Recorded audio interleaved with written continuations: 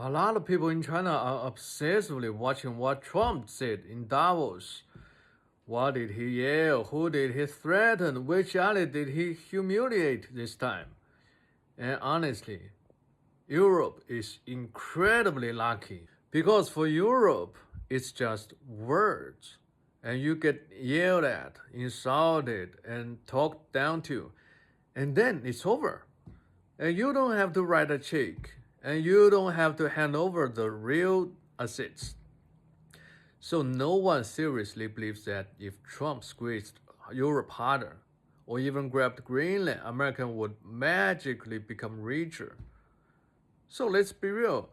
That would just turn the US into Russia with better PR. Huge land, massive territory, but insanely expensive to develop, hard to manage, low return. So look at Russia. They barely touch Siberia or the Far East because there is a reason for that. So Europe is so lucky that you've already lost enough that there is nothing left to take. So in Chinese, there is a famous and brutal saying, a dead pig isn't afraid of boiling water. 死猪不怕开水烫. That's Europe right now, and weirdly, that's protection.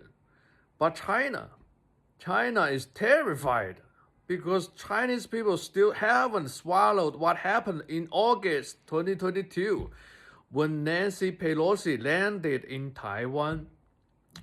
Because for many Chinese, that moment was unforgettable, forever. Not symbolic, but humiliating.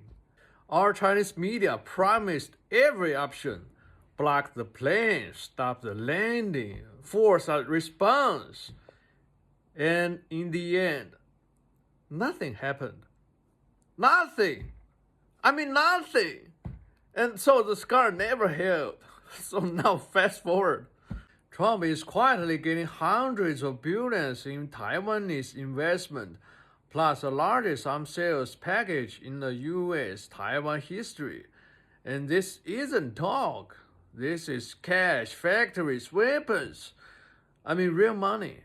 And that's where the oil is. And compared to that, yelling at Europe in Davos is just noise. Because Europe has nothing left to squeeze.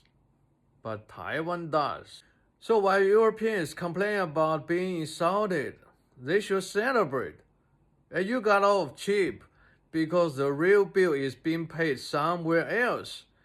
And if you're asking who ends up losing the most psychologically and materially, it's not Europe.